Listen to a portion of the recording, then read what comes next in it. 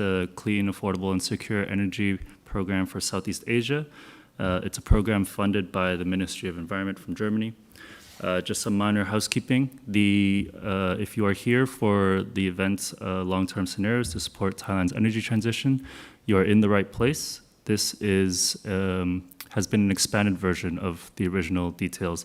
So now we're also welcoming a perspective from Indonesia, and we're very excited to share this with you.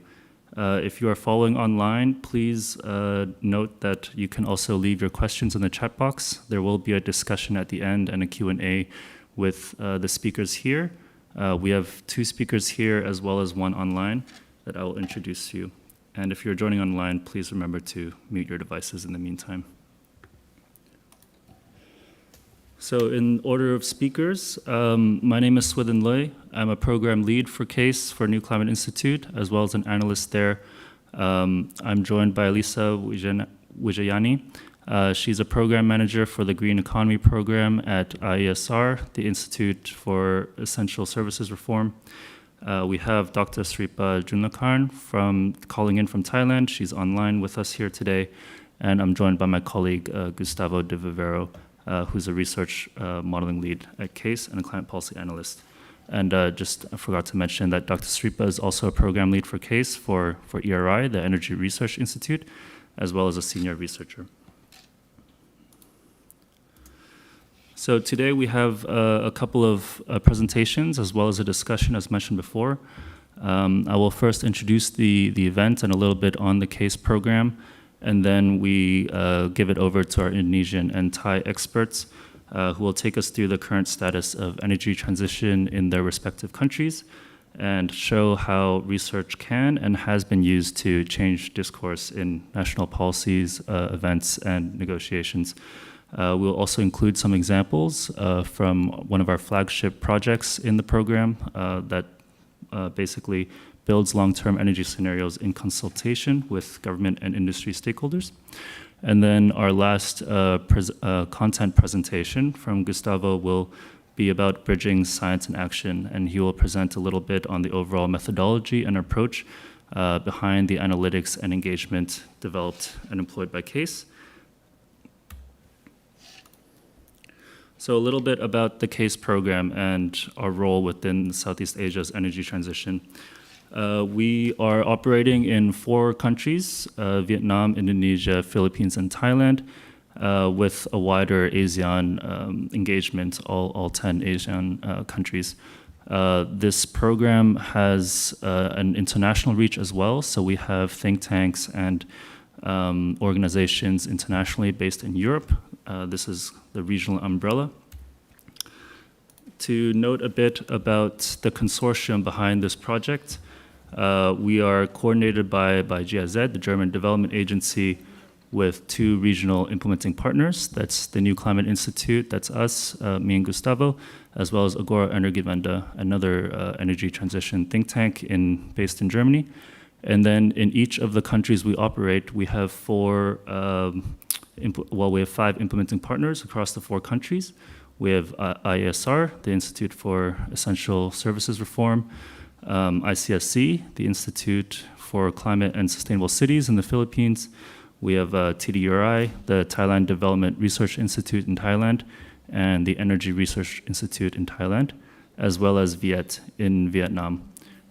We're an aligned program of the Energy Transition Partnership, which is a larger mother program that bridges together different programs working on the energy transition in Southeast Asia. So what is CASE? As you can see from the title of the event, the objective of our program is to shift the energy sector narrative in Southeast Asia towards an evidence-based research approach. We aim to increase political ambition on the power sector and the wider energy sector in Southeast Asia towards compliance with the Paris Agreement goals. And to do this, we have a wide range of outputs that you see here. So 1, we provide the research and evidence to fill these gaps needed to make effective policymaking. We do a transparency and mapping program where we connect different stakeholders, research, programs, funders, and map them to increase synergies across programs. We have 2 large technical assistance programs for both the non-energy stakeholders as well as energy stakeholders. And in these outputs, we provide a series of trainings, workshops, and also just general technical assistance. And we have the last output on promoting public discourse. So this is really engagement with the media, with the public, with civil society organizations, and more.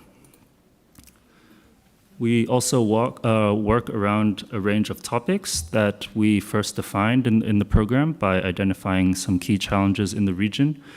These key challenges I will talk a bit about later, but the topics we are working on are on policy planning and alignment, investment, capacity building and knowledge sharing, fossil fuels and energy security, grid and market integration challenges, as well as actors and institutions.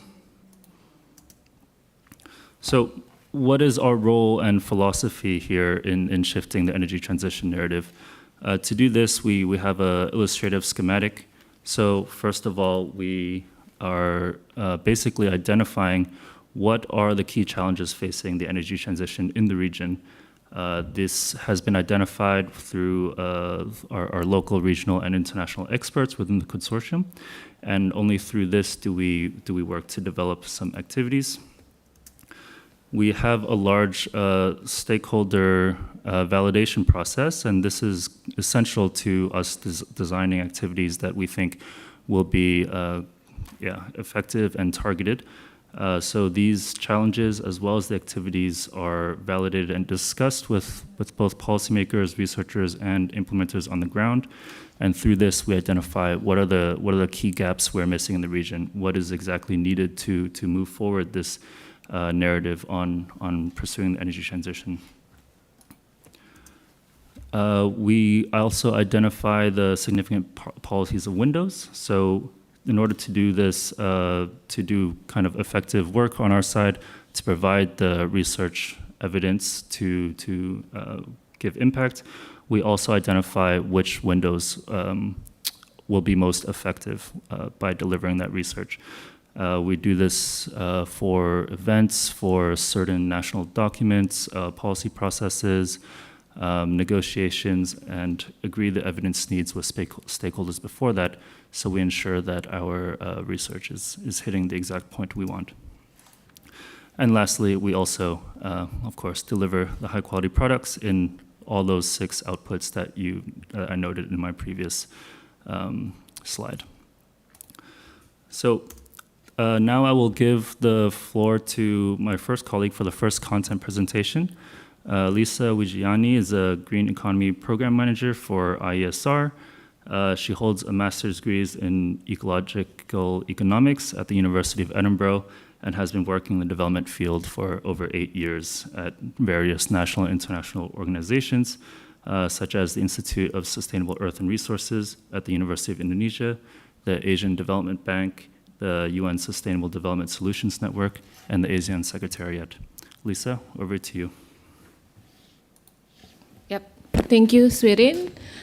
It's a great pleasure for me to be here to represent Indonesia, to explain about the energy transition in Indonesia. And as you may know, Indonesia at the moment is the chair of the G20, and next year will be the chair of the ASEAN, and it will be the right time for us to sort of drive the energy transition movement towards the region, not only nationally in Indonesia. As mentioned by Swithin, I'm Lisa from Institute for Essential and Services Reform, IESR. We are a think tank focusing the work on energy and climate, but we mainly focus on the issue of energy transition in Indonesia and Southeast Asia. Yes, I will start by explaining my first slide here, that Indonesia is one of the biggest population in the world, the 4th biggest population, that in the region in Southeast Asia, of course, the demand for energy consumption is very high. It's over the majority of the region. And in July 2021, Indonesia so the World Bank has raised the status of Indonesia from the lower middle income country to the upper middle income country, meaning that our economy is moving quite significantly. And what that means is that our needs for energy is also getting high. However, as you can see from my first slide here, our energy supply is basically provided by fossil fuel. So Indonesia is also one of the biggest coal producers. We export our coal, not only used in the country and nationally, but also we export to the global countries that are still relying on coal. And we also rely on oil and gas.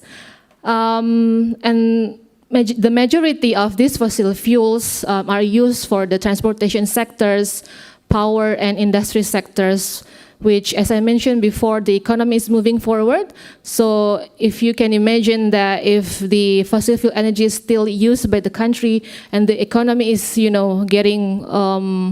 getting more active in the future, then it will release more emission, especially by the country, and we won't be able to reach the Paris Agreement.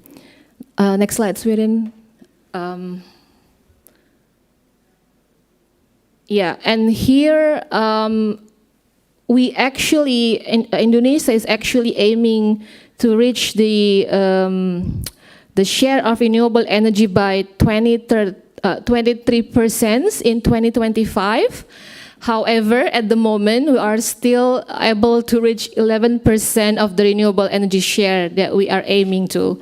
So it's still quite far in terms of, we only have 3 years left from now and a lot of things to be done in order to achieve the 23% of renewable energy share. At the moment, our renewable energy shares are contributed by the geothermal, biofuel, and also hydro. Next slide, please. And although the Paris Agreement states that all countries globally must reach net zero emission by 2050, however, the country, Indonesia, we are still not be able to reach that.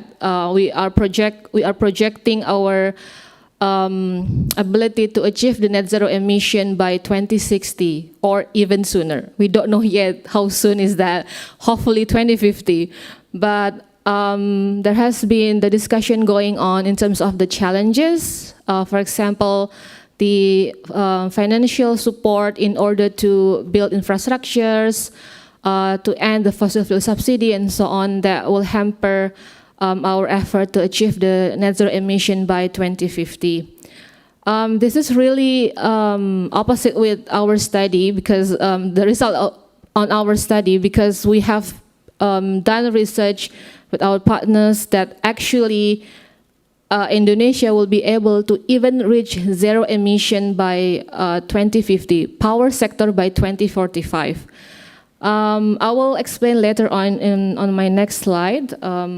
But here, if you can see from my slide, that based on the scenario, if we are able to reach zero emission by 2045, we will be relying on solar PV because Indonesia is located in the tropical country that has been exposed by sun quite a lot. So we of course can deploy our solar PV very well and use it as the source of renewable energy. And then hydropower and geothermal and the small percent of bioenergy. And that study also explains that by achieving the renewable energy target, we are actually can improve our economy. We can create more green jobs. It is expected that at least 3.2 million of jobs are created. So if we want to move to green economy, then we can actually achieve that by deploying our renewable energy. Can you go to the next slide? Thank you. And here is the roadmap that has been posted by the Indonesian government, the Ministry of Energy and Mineral Resources, in terms of the steps to reach the net zero emission by 2060. So I will just flag some of the informations here.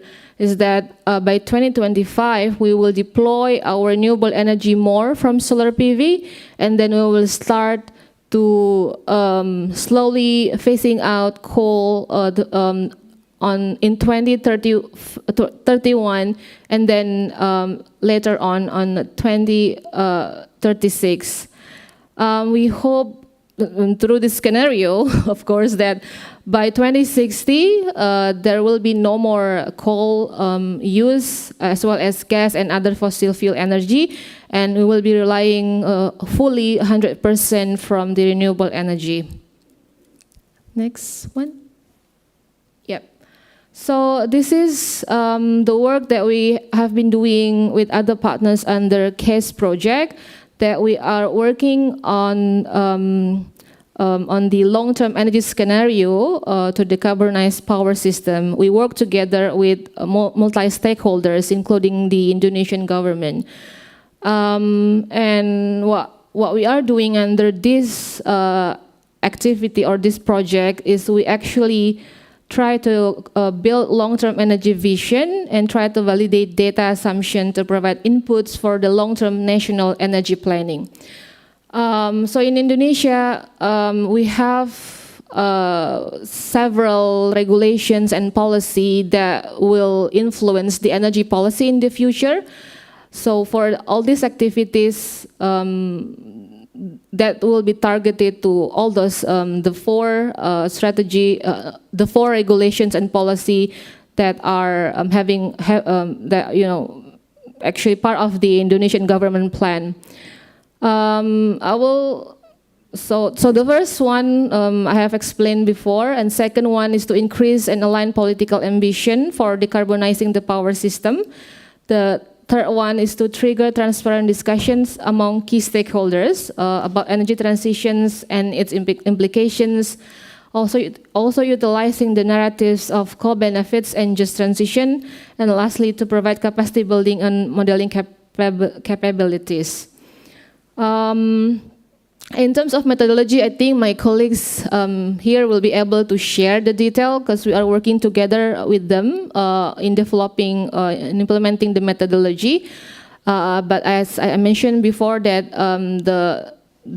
all these activities are targeted to the national medium long-term strategy or plan by the government, the long-term plan, and also the energy policy by the Indonesian government. Next slide. Yeah, and this one is the timeline of our activities. So we have kicked off our project in April, and at the moment we are in the midst of conducting technical discussion, that we are collecting inputs from multi-stakeholders to develop the scenario, to have data and assumption, and also we have policies meeting with the government. We are aiming to reach the finalization of this work by August, and hopefully by end of the year we will be able to provide recommendation towards the government plan or strategy on energy transition in Indonesia. Next, and lastly, this is my last slide. I will just flag, since this is the opportunity that are having by Indonesia every 20 years as the chair of the G20, and as you may know that there are three priority issues, and one of the issues that we are forcing at the global arena is on energy transition. And under the main theme of Recover Together, Recover Stronger, the Indonesian government in the G20 try to invite or urge other global countries to support energy transitions. There are three pillars under this issue. So securing energy accessibility, scaling up smart and clean energy technologies, and advancing energy financing are currently being discussed and hopefully will be part of the recommendations of the G20 leaders. There are also discussion on the energy security because of the G20 covers the countries in other continents outside Asia. And that's also being discussed, but we mainly urging on the energy transition, on how the current situation is a good opportunity for us, for all of us, to transform from fossil fuel energy to the renewable energy. I think that's it. That's my last slide. So I will return it to Swithin. Thank you, Lisa. It's my pleasure to welcome our next guest speaker. She is online. Dr. Siripha Junlakarn is a senior researcher at the Energy Research Institute of Chulalongkorn University and is part of a major Thai think tank in energy policy. Her current works are related to drivers and trends that help push the energy transition in Thailand. And for the CASE program, she is both a program and research lead for the Thai team. She has a PhD in engineering and public policy from Carnegie Mellon University in the US, where she conducted interdisciplinary studies of power engineering and policy. She also holds a master's and bachelor's in engineering in power engineering from Chulalongkorn University. Siripha, if you can share your screen online, and over to you. Thank you.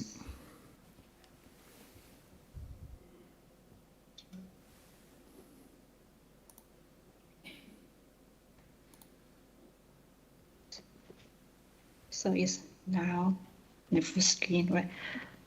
So for Thailand, today I will present the status and long-term planning for the energy transition in Thailand.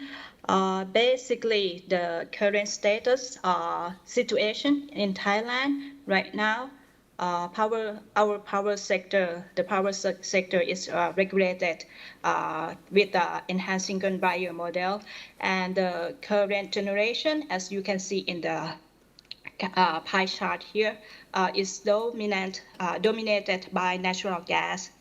Currently, like in March 2022, and we also have a power development plan that in 2037, the generation is still dominated by natural gas, and we have only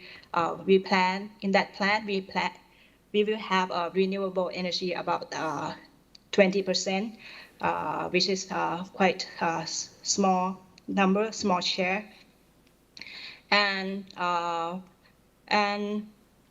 with that generation mix, the government direction emphasize on affordability, reliability, and supply security. So that has lead to too much reserve capacity.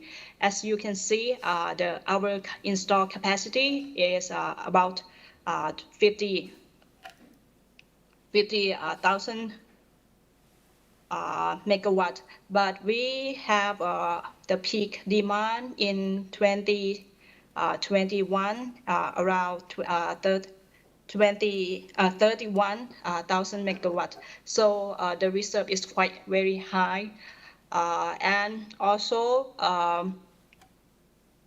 the system is still in flexibility because of the long-term contact of the natural gas.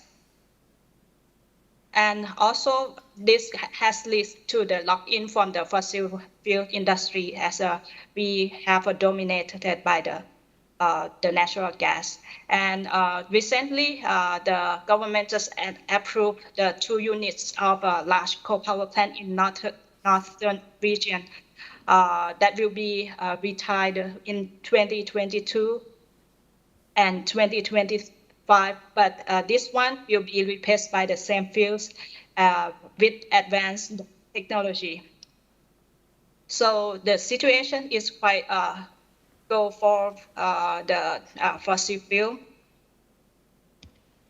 But for our CASE program, we have conduct the meeting with the stakeholder to see what the energy transition for Thailand, and we have a discussion about the common vision. So basically all the stakeholders agree that we should achieve a carbon neutral target, but we also have to ensure about the competitiveness of the Thai industry. And we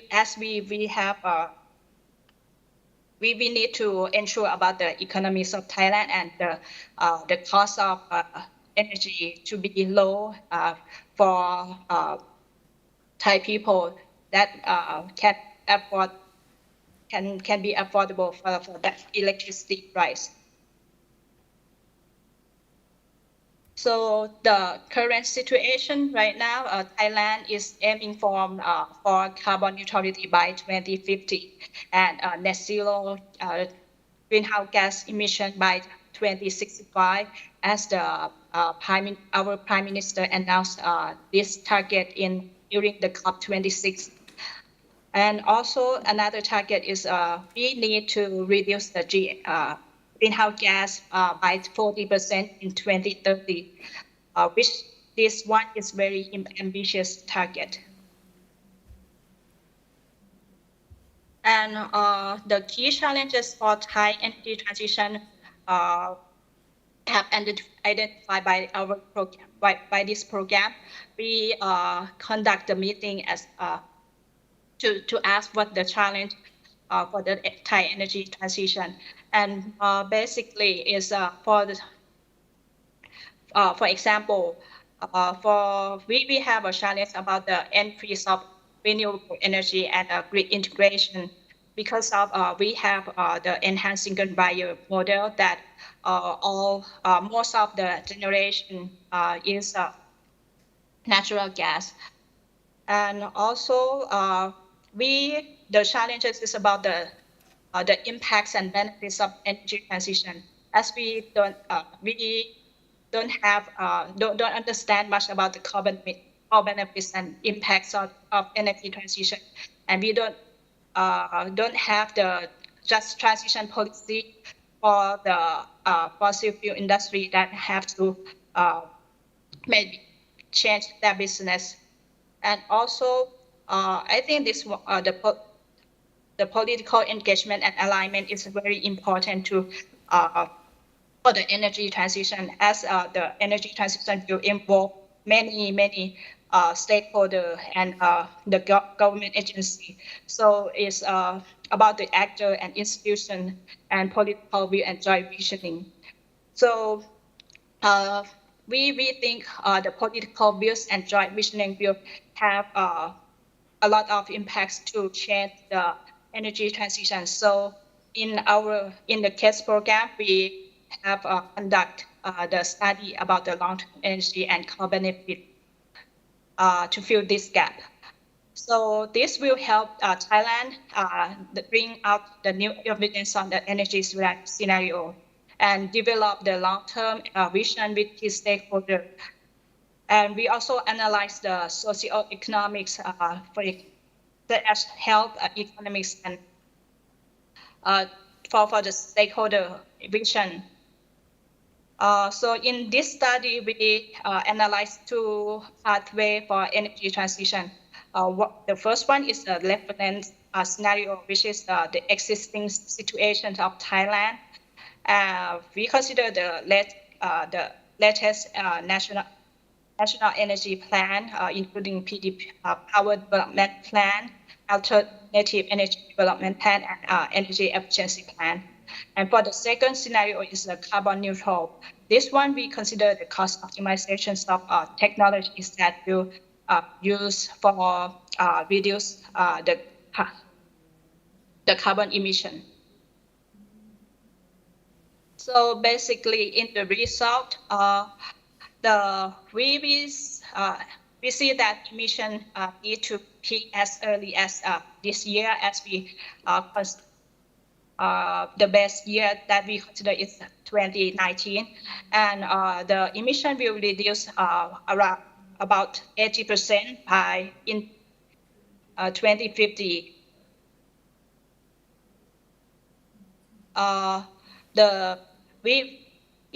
for the carbon neutrality scenario, we consider the existing and mature technology that we can use.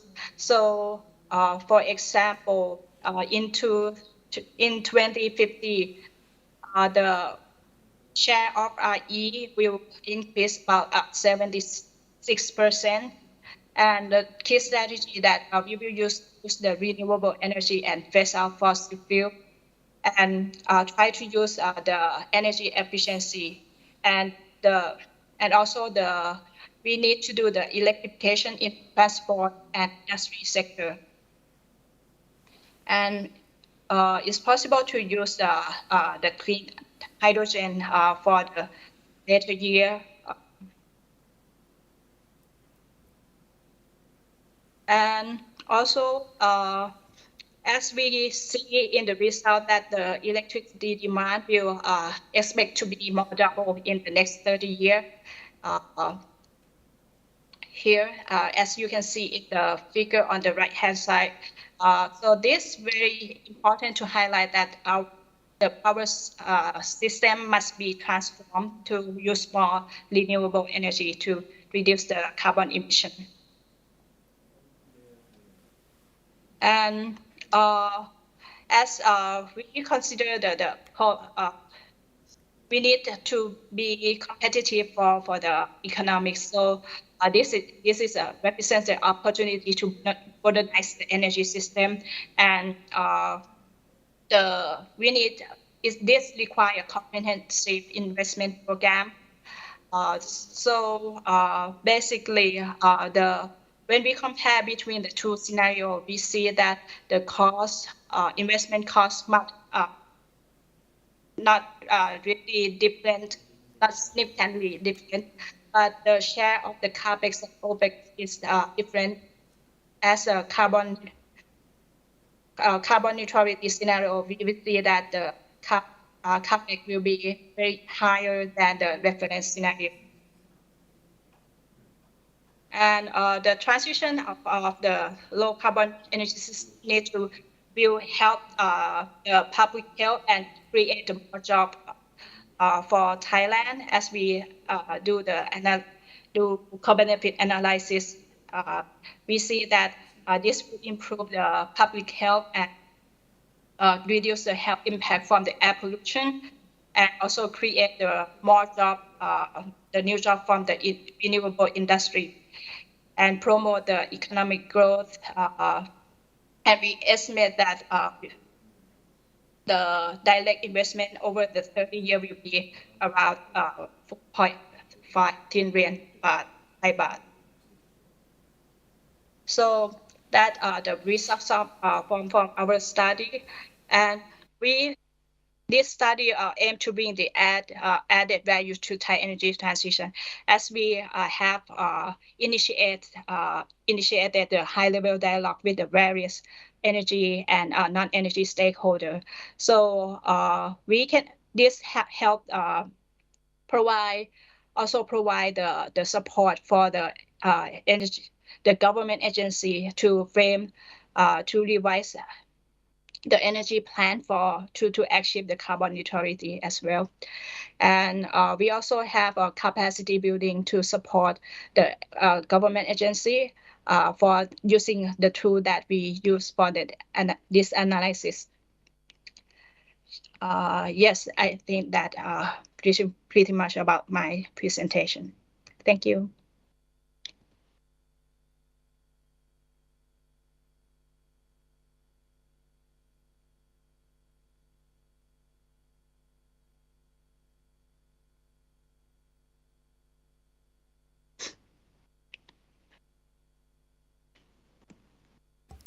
Thank you very much for Siripha. My next speaker here is Gustavo De Vivero. He's a research and modeling lead for CASE and a climate policy analyst with the NewClimate Institute, where he works on low carbon development and policy analysis. Gustavo has a background as an industrial engineer with a focus on electric power systems, focusing on policy, market design, and techno-economic analysis as key enablers to the energy transition. His expertise covers, among others, producing quantitative and qualitative policy assessments, performing energy systems modeling, and providing support to national governments to increase their climate ambition and to drive the energy transition. Gustavo? Thank you, Swithin, for the introduction, and it's a pleasure for me also to be here. Just a quick overview well, as Swithin said, I'm climate policy analyst at NewClimate Institute, a think tank institution based in Germany, covering all sort of research aiming to tackle or to increase the research based on climate change and how to mitigate the impact on climate change, covering wide range of fields such as research, tracking, financing, carbon markets, and supporting developing countries to put forward an ambitious agenda to target or to address climate change, as is this case participating and being one of the organizations being involved in the case consortium. Here I would like to focus a bit more in the process, as my colleagues mentioned before. One of the activities that we have, one of the flagship activities that we are developing under case consortium is the putting forward development of a long-term energy scenarios. And the reason for doing that is because we identified that the development of such activity is a key enabler, or is a key kickstarter of conversations of long-term of energy transition in the region. More than the results itself, I will, as I mentioned before, I will focus in the process as a way to start this conversation. So first of all, we have several elements here that I would like to highlight. Besides the pure research activity, and those are the development of inclusive long-term visions together with the stakeholders to develop what is the vision of energy transition in the region and in the country, in each of the countries participating. Secondly, the close engagement with the stakeholders as a way to enrich the conversation and a way to move forward in the putting forward an agenda that is moving the energy transition, and finally put all this together in one piece in developing research-based evidence as a solid basis for transformation and for developing those narrative and those conversations on energy transition. And finally, finding ways to maximize the impact on those, on the results and on the conversations that we're having. The first, to start, the first kind of the cornerstone of all this is to build narrative and to build a common vision of what is energy transition in the country. And for that, it's important or it's instrumental to be an inclusive process and to cover a wide range of visions and to engage a wide range of stakeholders to build a common narrative of energy transition. That is because that increases the acceptance of the analysis, and that is also important because it's anchored in the realities of each of the countries. The starting point was to identify which are the relevant aspects of the energy transition, such as the technology aspects, the policy needs, the climate commitments, and also what is relevant for each of the sectors individually. Second is to integrate the stakeholder visions on each of these components and to put them together and to build a narrative that is cohesive, that is comprehensive, and that captures all the visions from the different stakeholders. This mix of local and international experts, first of all, it anchors the analysis to the national context and makes it relevant to the national context. And secondly, it also reflects on and is informed by the global trends that we are seeing and that is leading the energy transition, such as decarbonization, digitalization, and so on. And finally, all this that all these views together from the different stakeholders is what it fits into the vision and what it fits into the development of a central narrative of energy transition. Here I would like to, by bringing all these visions together, we saw that there are, of course, different opposing views, but also many synergies. And one quote that I would like to highlight here is that when we see the different visions of the different stakeholders, is that climate change is definitely a driver, but is much more than that as well. And many times when you bring different visions, you drive more action because it is more cohesive and it's more comprehensive in able to move different objectives from different stakeholders. Secondly, the stakeholder involvement is key, and it enriches the analysis and also reveals different drivers for further engagement. So for here is important, of course, to bring all views and different stakeholders, of the different stakeholders, not only those ones that are in favor of energy transition, but also those ones that are opponents, because most of the times those are the ones that are stopping the transition to happen. And it's important to include those visions also in the long-term energy transition vision. Here, one thing that is instrumental also for our consortium is that we have an engagement with a political partner, which is engaged and is on board on this project. And his role is basically to bring credibility and engage other stakeholders.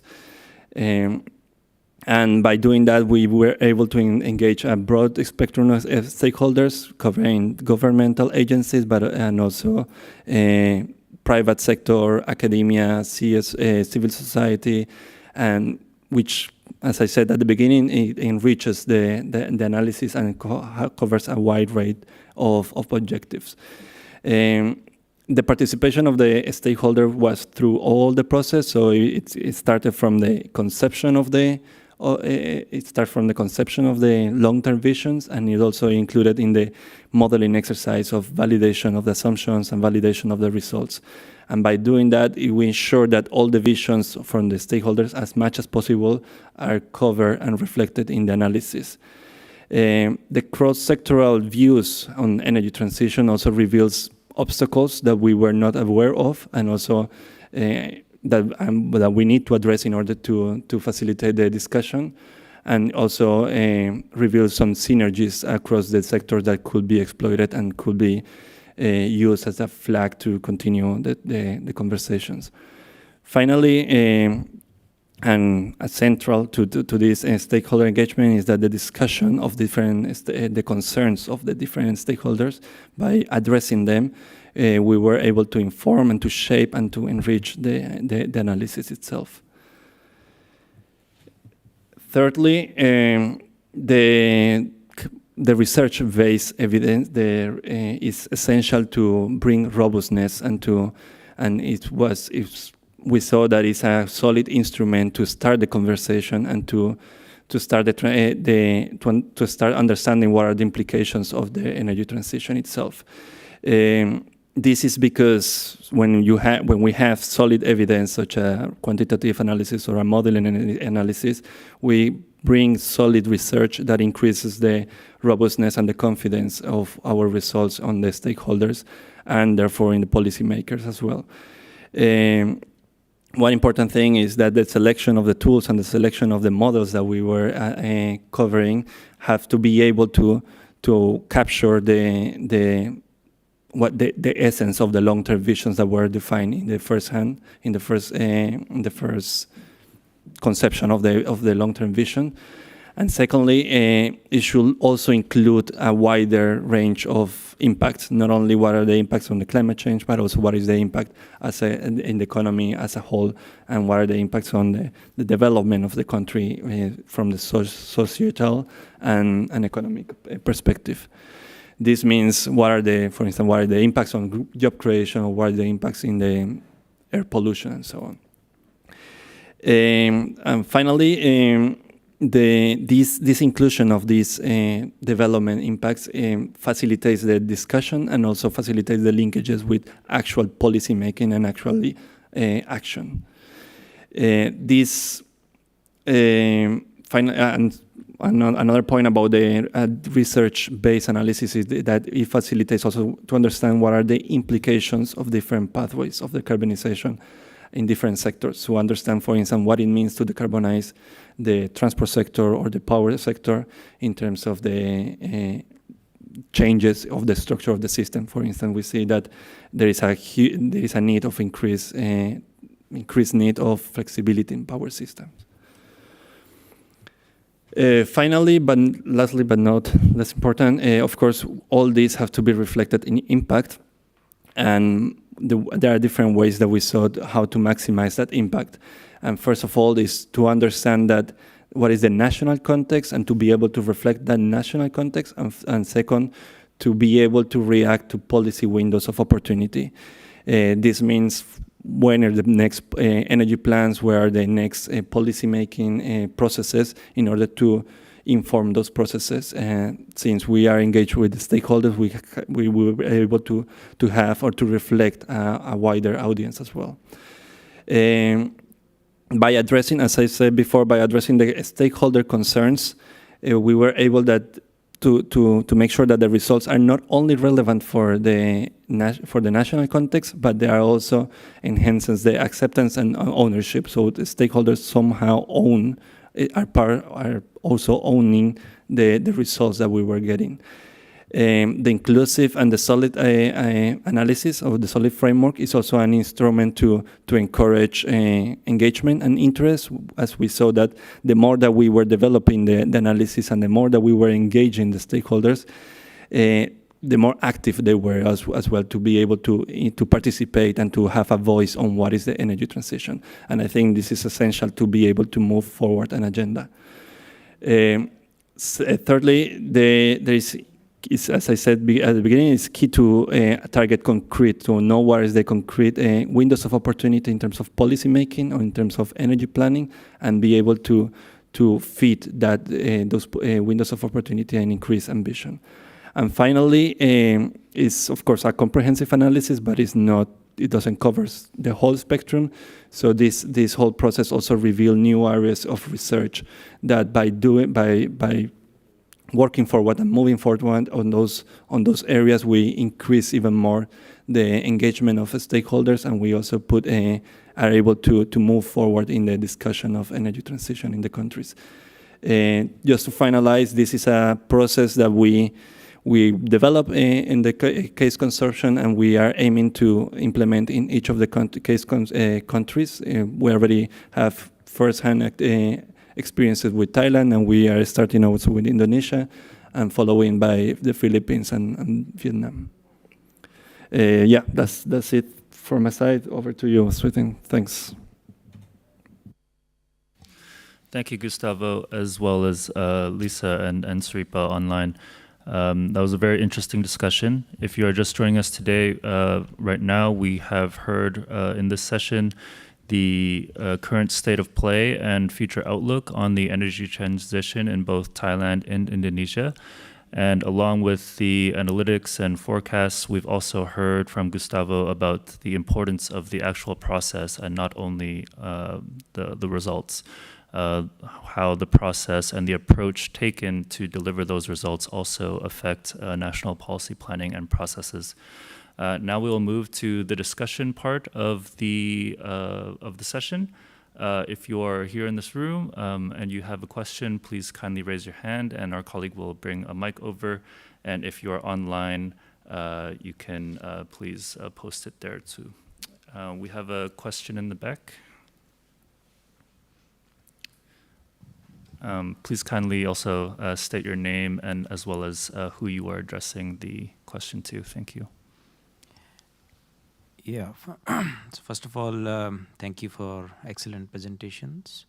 My name is Ajay Raghav. I am from the Indian delegation. I work for the Ministry of Environment, Forest and Climate Change, and is also involved in preparation of India's long-term strategy. which we intend to submit soon. I think these are good examples for the countries who are preparing this. So I just wanted to know that the support which was given by under this project to the Southeast Asian countries, so they were in terms of technical support as well as the what kind of models if used to build up these scenarios, and were they country specific or you had a region specific assumptions in terms of the energy transition? So I would like to know more about that. Anybody can take that call. Thank you. Gustavo? Yes, thanks. First of all, thanks for the question. Yes, so as presented at the beginning, the case consortium covers a wide range of activities. In general, we provide technical assistance. We also cover different activities in order to shape that narrative around energy transition. One of those is the development and the capacity building of tools that are relevant to understand what is the implications of energy transition, but we also cover engagement with stakeholders, engagement with energy stakeholders and non-energy stakeholders, and so on. So it's quite comprehensive. It's a broad spectrum of activities that we aim to provide or to support the region. Concretely for the tools, we, as I said, we define which are tools to use depending on what are the visions that we see in the stakeholders. Concretely for the case of Thailand, we are using LEAP as a modeling tool for the demand side analysis. And since we are focusing a lot in what are the implications in the power sector, because we are talking about a high penetration of renewables, we need to understand what is that high penetration of renewables, what are the implications for the system operation itself. And for that, we need a bit more advanced tool.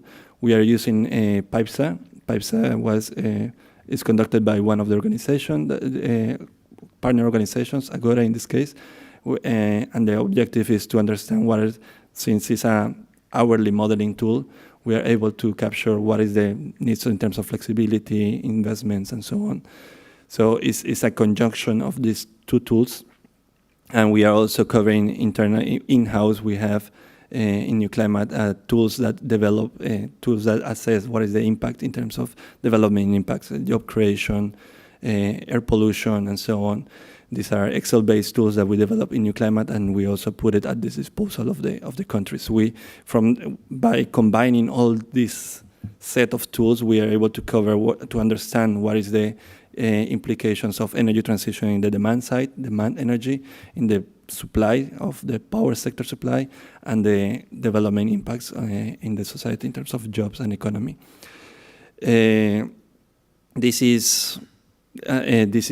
We kind of adjust depending on what is the needs of the country. Another question that you raised was the scope, the geographical scope. In a first round, we are doing it at country specific, so we did it already for Thailand. We are moving forward with Indonesia and the Philippines and Vietnam. But as a separate activity, we are also exploring what are the synergies across the different regions and having a more regional perspective. But it's something that will come later on in the consortium, in the activities. I have a follow-up question. Sure. How much time it took to complete this study for example, Thailand? And a question to Indonesia also. I understand that the long-term strategy for Indonesia has been submitted last year. So the work which we are doing is it further preparing the roadmap for implementation, or if you can elaborate on that? Thank you.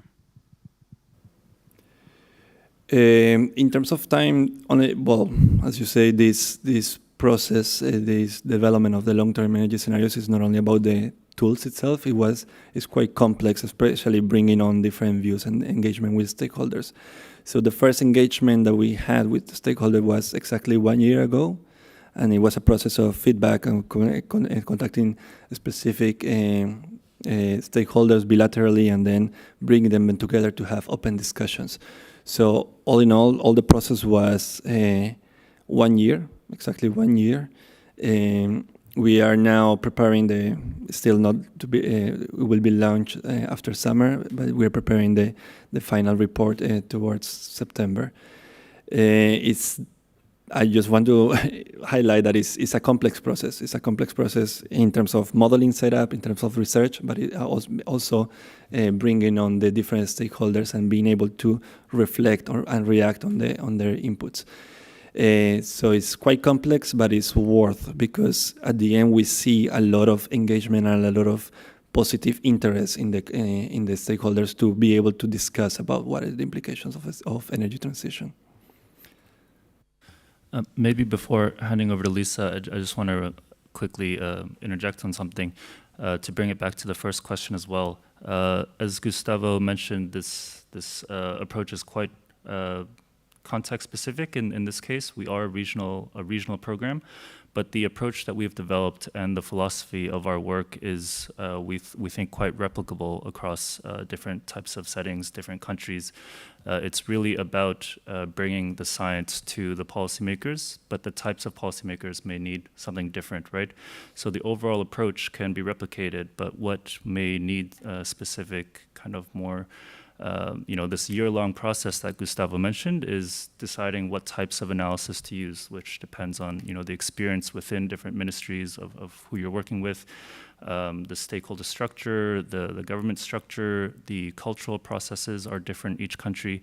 So what we have done in Thailand is very Thai-specific, and what we are doing in Indonesia and Philippines, they replicate a similar structure and philosophy, but in the nitty-gritty details of how processes are done, of course, takes that year-long consultation process.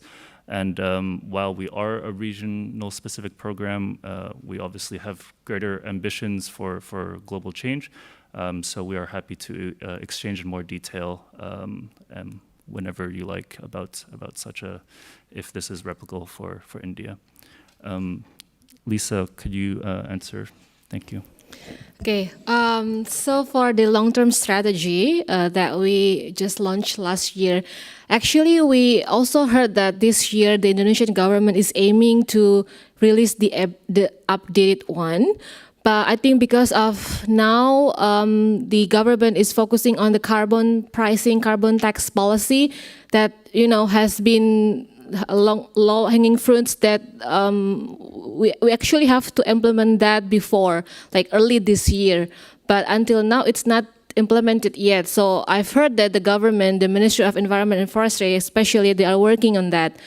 And the other thing is that next year, we will start to draft the national medium and long-term plan, so 2024-2029.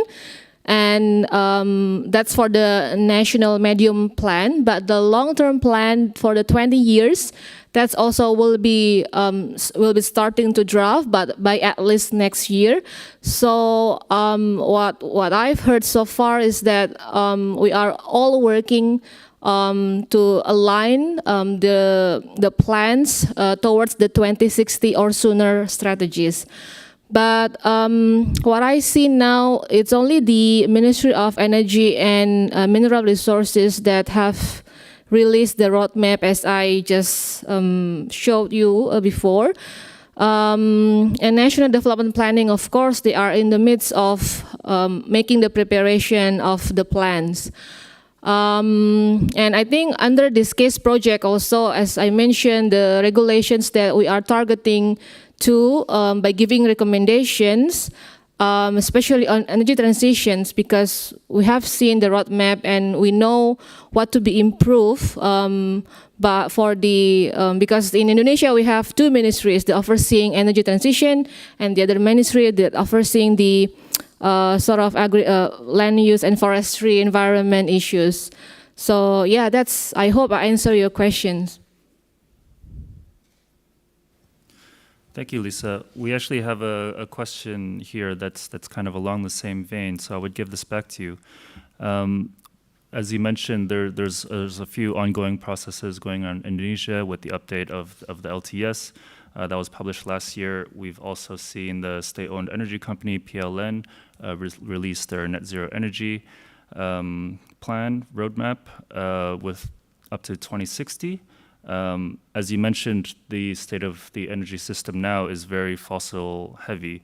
We've also seen in PLN's plan that coal will continue to play a part until 2060 with CCS technologies. Yet the studies that IESR and your colleagues have done show that a fully RE future is potentially viable before then. So what do you owe to this discrepancy, and what are the largest challenges do you think are with working with stakeholders to overcome these? Thank you, Swithin.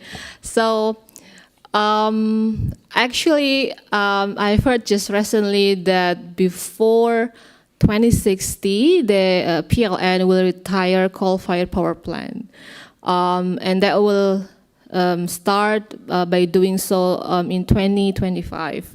So, since some regulations are changing following to the recent updates on the issue of energy transition, so I think when we compare with the study that has been conducted by IESR, what I see is that coal is one of the main supporters of our economy, and if we want to fully decarbonize that, it cannot be done suddenly, and for us, we see it's actually for Indonesia it's possible to live using coal and even without CCS, but I think the discrepancy is that because of the sort of policy regulations, they are considering the economy that private sectors driven are still there to support the economy, especially from the fossil fuel energy.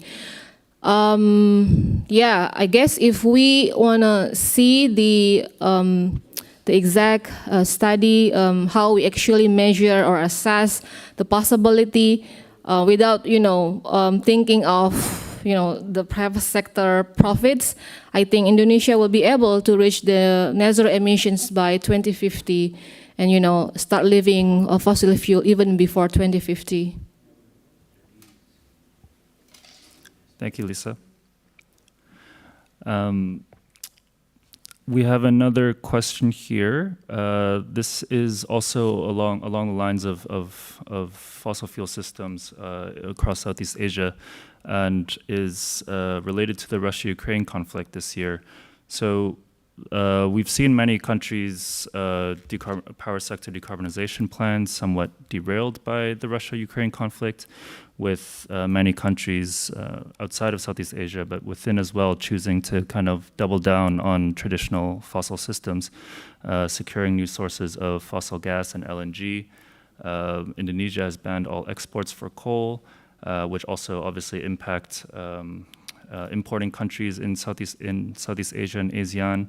So this is a question to any of the three speakers here. And Siripha, please raise your hand or jump in if I miss you. But how have you seen the narrative of the energy transition shift in response to this global energy crisis? And what recommendations would you have for policymakers in the region?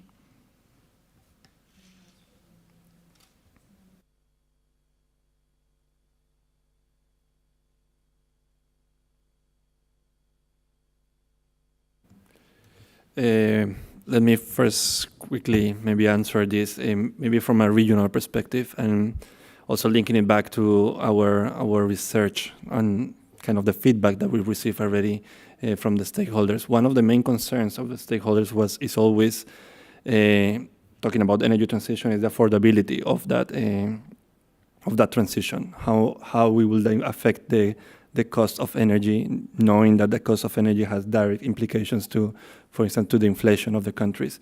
And we are seeing now that the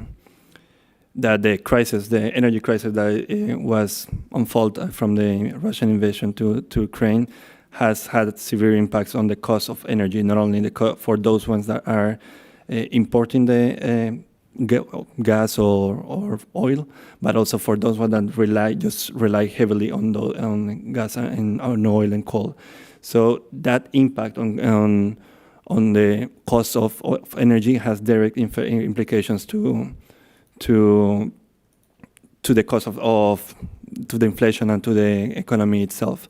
So this might not, it's not concretely to the region as such. I will let my colleagues here to answer what are the implications or the responses to in the countries, but it definitely opens a new line of argumentation saying that countries that heavily rely on fossil fuels in their economy, in the production of, for instance, the power sector that is heavily based on coal or gas, they are vulnerable to the fluctuations of those global markets. And that fluctuation makes it, even if they have the resources available at disposal, that makes it not energy independent. So a transition towards something, electrification and renewable-based electrification, hedge the country and hedge the economy and the cost of the economy against those fluctuations. So I think it's a new line of argumentation that this crisis is bringing on, and we are already seeing it in some ways that some countries might take forward and move forward towards electrification and renewables solutions.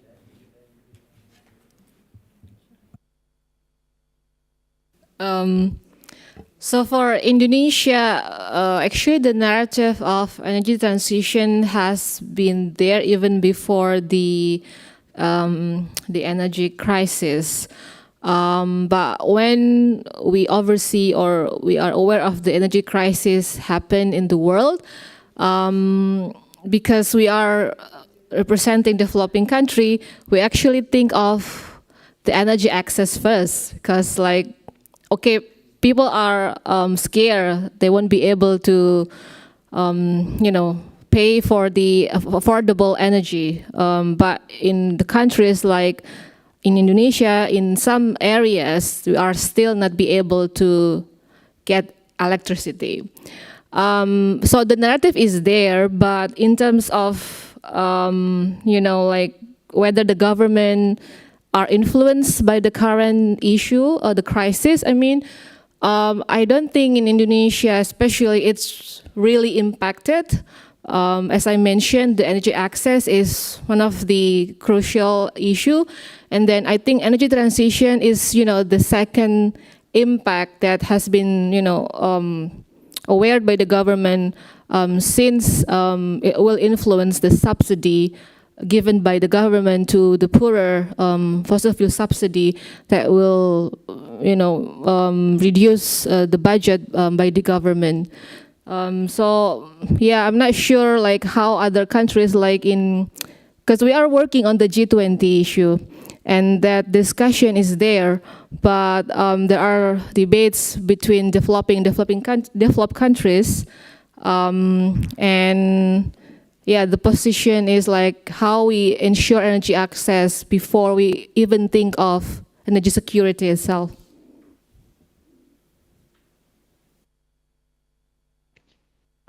Yes, for Thailand,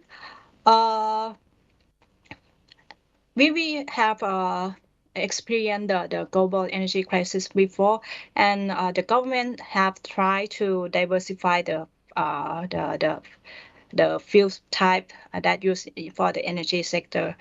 But right for the Ukraine and Russia crisis here,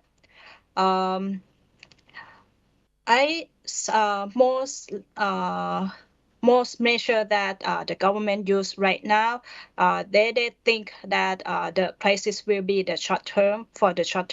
So most of the measure will be focused on the subsidy for the fossil fuel price, like oil price for use in the transportation sector.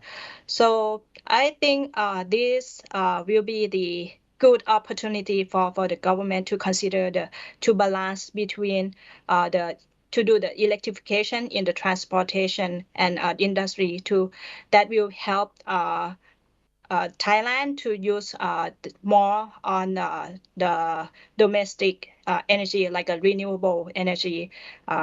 So I think that that's my opinion. Yes.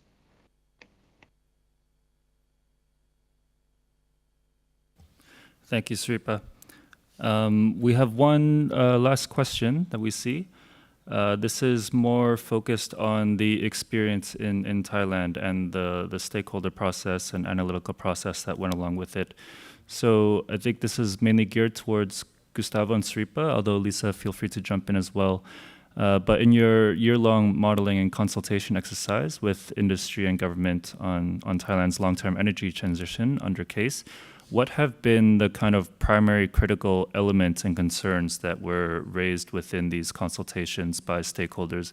What are the kind of key barriers or challenges that have faced this process so far, and how were they overcome?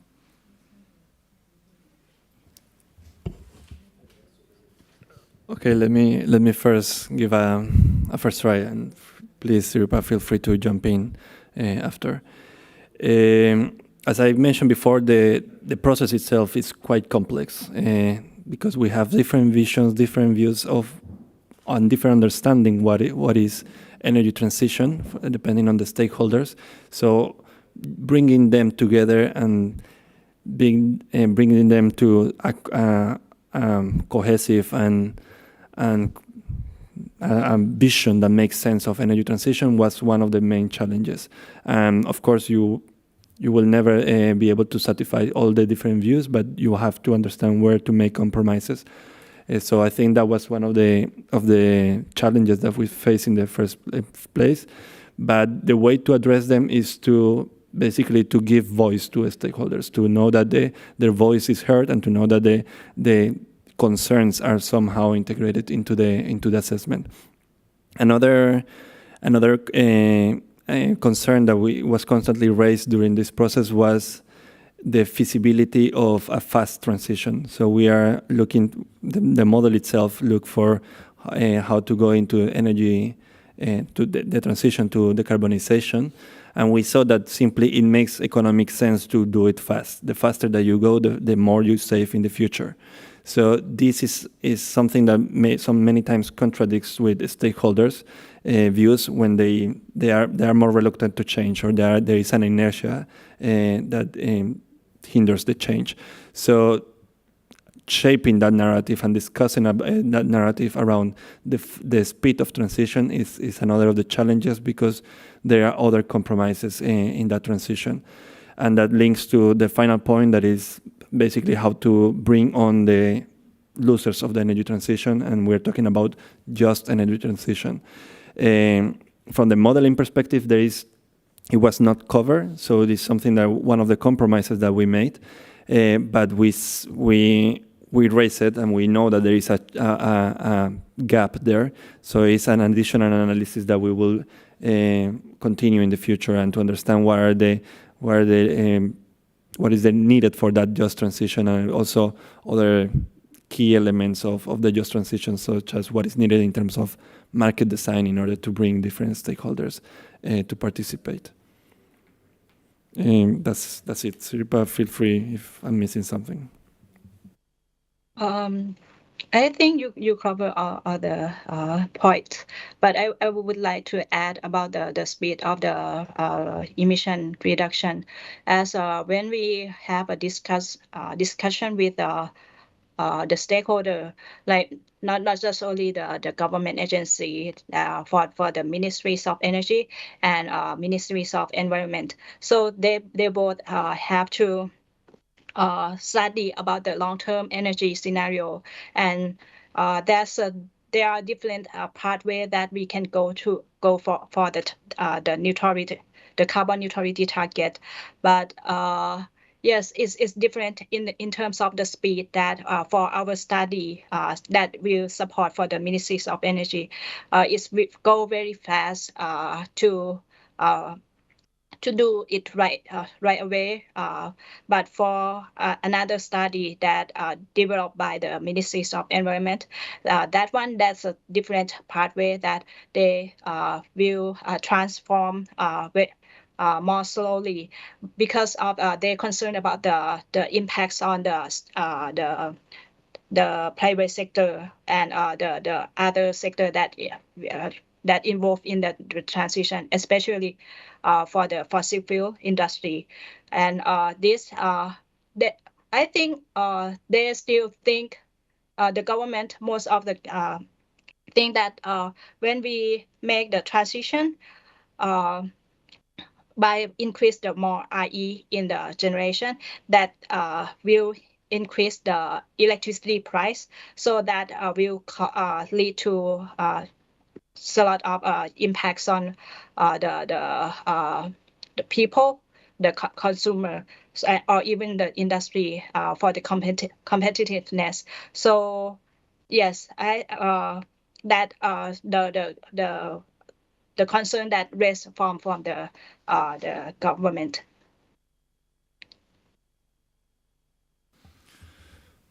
Thank you both. We are out of questions. So I would propose to close this session. I will leave the contact information up on the slides for just a very brief moment before we close. The presentation will also be online. If you wish to get in touch with any of the speakers, we're here. And if you wish to contact the program in general, you can contact Simone and Sasha, who are not here with us today, but are based in Bangkok as well. Thank you everyone for being here, the speakers, the guests, the questions. It was a pleasure, and that's all.